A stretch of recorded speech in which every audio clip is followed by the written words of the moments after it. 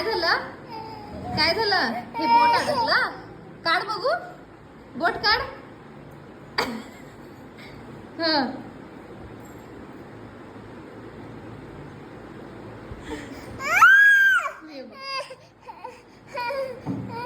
निघलं की निघलं निघलं निघलं काय?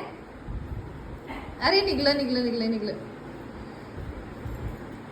थांब पिओ, सोड त्याला काढायला, ते नाटकी कसं करायला पण